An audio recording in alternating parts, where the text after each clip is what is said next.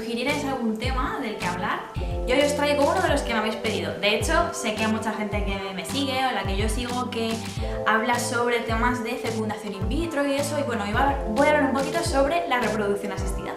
Si estás pensando en hacerte un tratamiento o estás en proceso, pues te interesa lo que voy a contarte hoy. Generalmente existen dos tratamientos de reproducción asistida, que son la fecundación in vitro y la inseminación artificial. Cada una es para una cosa y depende un poquito del caso, ¿no? ¿Y quién puede necesitar un tratamiento de reproducción asistida?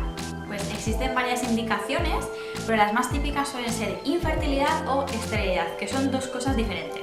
La esterilidad se define como el hecho de no conseguir un embarazo después de un año entero de no utilizar métodos anticonceptivos. En cambio, la infertilidad se define como el hecho de no conseguir que un embarazo llegue a buen puerto, es decir, a lo mejor sí que consigues quedarte embarazada, pero tienes abortos de repetición. Como os digo, la esterilidad se define como el hecho de estar un año intentando lograr un embarazo sin conseguirlo.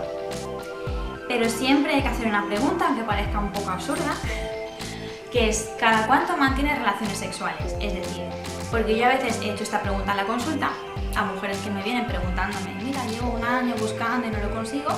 Yo hago esta pregunta y me dicen, no, es que veo a mi marido cada 2 meses. Pues oye, a lo mejor aquí el problema no es que tengas una patología que no te consigas quedar embarazada por eso, sino porque la frecuencia no es suficiente, evidentemente. Por lo tanto, tened en cuenta siempre la frecuencia con la que mantenéis relaciones. En otro vídeo hablamos sobre los días fértiles, que esto también os puede servir antes de entrar en el proceso de fertilidad si lo queréis probar. Cada una puede tener una causa distinta y lo que tenemos que quitarnos de la cabeza es que siempre es culpa de la mujer, ¿vale? Porque lo que tendemos a pensar siempre es que el problema lo tenemos nosotras, pero no. La realidad es que existen factores femeninos y factores masculinos para la esterilidad y para la infertilidad. Y de hecho, cuando entramos en este programa de estudio de fertilidad, nos van a pedir pruebas a ambos miembros de la pareja, tanto a la mujer como al hombre. Entre esas pruebas están sobre todo analíticas de sangre, seminograma, cultivos vaginales, a veces ecografías o histerosalpingografías, que son para mirar dentro el útero y las trompas. Depende un poquito de cada caso para intentar averiguar si hay alguna causa concreta que esté provocando ese problema de no quedarte embarazada. Lo primero que se intenta es tratar ese problema si se puede, y lo segundo, si no se consigue el embarazo, pues intentar ese tratamiento de reproducción asistida. Depende de cuál sea el problema. Si el problema es que no hay muchos espermatozoides o que los óvulos no son de buena calidad, en fin, hay muchos factores, tanto masculinos como femeninos. Depende de cuál sea el problema, pues elegiremos la inseminación artificial o la fecundación in vitro. ¿Cuál es la diferencia? La inseminación artificial, por así decirlo, es un poco más parecida al proceso natural de fecundación, pero le ayudamos un poquito. A la mujer se le estimula la ovulación con unos medicamentos que se inyectan para hacer que los folículos sean más grandes, de más cantidad y de mejor calidad. Lo intentamos al menos con esa medicación. Y al hombre se le pide una muestra de espermatozoides para intentar escoger los que mejor se mueven y los que parecen más activos, que en general son los que mejor calidad de genes llevan. Resumiéndolo mucho, se trata de juntar esos espermatozoides con los óvulos inyectándolos dentro del útero.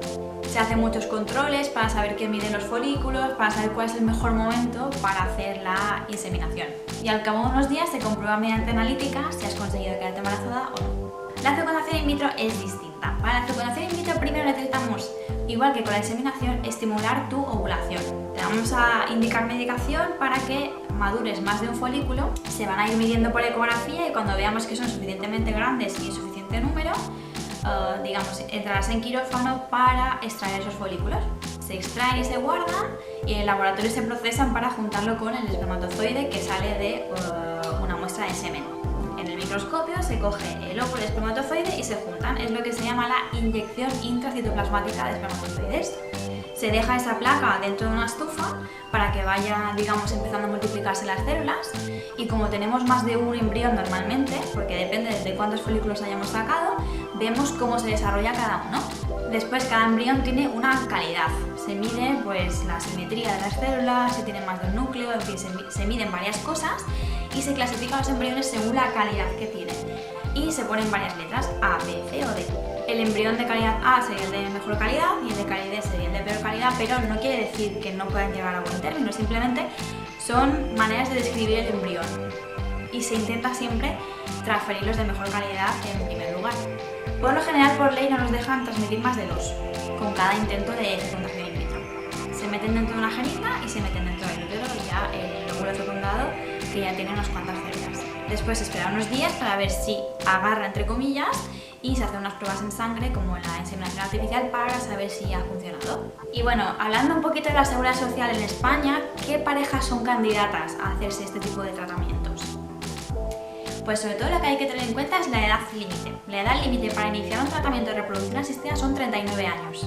¿Por qué 39 y no 40? Porque es que desde que te captamos, hacemos todas las pruebas, tanto a ti como a tu pareja, averiguamos cuál es el problema, empezamos a intentarlo, estimulando la ovulación, bla bla bla, pues puede pasar un tiempo y se considera que a partir de los 40 es un poco más arriesgado y por eso no se incluye dentro de la seguridad social los tratamientos a partir de los 39 años. En clínicas privadas podéis encontrar incluso que el requisito de edad no es tan limitado. De hecho, lo que solemos aconsejar a las mujeres que buscan un tratamiento de reproducción asistida y tienen más de 39 años es aconsejarles que vayan a una clínica privada porque allí sí que se lo harán.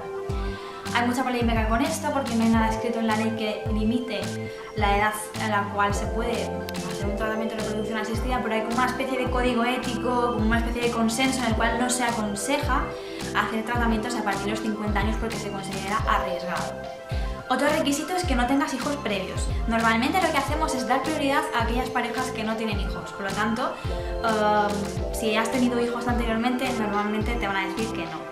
A veces consideramos la posibilidad cuando es una nueva pareja que no tiene hijos. Es decir, si por ejemplo yo tengo ahora hijos con mi marido, me separo y me junto con otra persona que no tenga hijos, en ese caso, si no consigo quedarme embarazada, pueden considerar hacer tratamientos. De hecho, yo lo he visto en mujeres de esos casos que se lo han hecho, pero ya os digo que depende un poquito.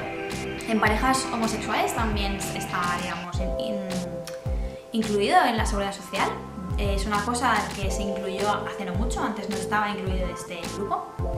Y madres solteras.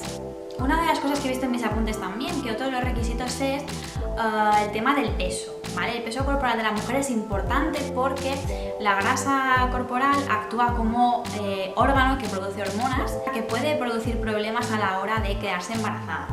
Por lo tanto, muchas veces lo primero que te van a decir cuando vayas a una consulta de reproducción asistida, si tienes un índice de masa corporal elevado, va a ser recomendarte que primero pierdas peso. Y esto es importante para todo, tanto para el tratamiento de reproducción asistida como para el inicio de embarazo. Y luego está otro grupo más especial que es mujeres o parejas con enfermedades genéticas. En este caso es un poquito especial el tratamiento porque depende de cuál sea el problema. Igual se puede hacer una cosa que es bastante novedosa, que se llama diagnóstico genético preimplantacional. Hay algunas enfermedades que se sabe muy bien qué gen codifica esa enfermedad y podemos intentar mediante técnicas de reproducción asistida escoger los embriones que no tengan esta enfermedad. Solo sirve para enfermedades muy concretas porque, como os digo, hay algunas que tenemos identificados exactamente cuál es el gen que produce esa enfermedad o dónde está el cromosoma, en fin, lo tenemos muy identificado, ¿no? Que solo es un gen el que produce esa enfermedad. En cambio, cuando son enfermedades que están digamos, influidas por varios genes, es un poco imposible hacer un diagnóstico preimplantacional para evitar esa enfermedad. Pero hay enfermedades, por ejemplo, ligadas al sexo, como por ejemplo la hemofilia, que sabemos que si es niña tiene menos probabilidad de tenerla que si es niño, que si puede ser portadora, que puede ser enferma, en fin, hay varias enfermedades que podemos evitar sabiendo si es niño o niña, por ejemplo. ¿Y esto cómo se hace? Pues se hace una fecundación in vitro, tal cual como os he explicado, se cogen los folículos, se cogen los espermatozoides, se juntan, tenemos ahí, yo que sé, 10 embriones, por ejemplo, y de esos 10 embriones vamos a mirar cómo son sus cromosomas de cada uno de ellos y vamos a ver cuáles están sanos, cuáles son portadores y cuáles están enfermos. Y vamos a transferir a aquellos que sean embriones sanos. Como os digo, es una técnica bastante novedosa, estamos haciéndolo con enfermedades que conocemos que están causadas por un gen concreto y está incluido en la seguridad social, ya os digo, para según qué enfermedades. Hay otros países y clínicas privadas de otros países sobre todo que lo están utilizando de manera para poder escoger el sexo del bebé que van a hacer y de según qué características físicas. Pero de momento en España solo lo estamos haciendo, en la seguridad social por lo menos, para evitar enfermedades transmisibles por la genética. Bueno, espero que os haya resultado útil la información de hoy. Ánimo con vuestros tratamientos si estáis en ellos, sé que es una época muy dura, de mucha incertidumbre, de muchos nervios, de muchas pruebas y folículos, betas, en fin, es una locura. La verdad que a mí no me gustaría pasar por eso y espero que consigáis un feliz embarazo. Hasta el próximo vídeo, chao.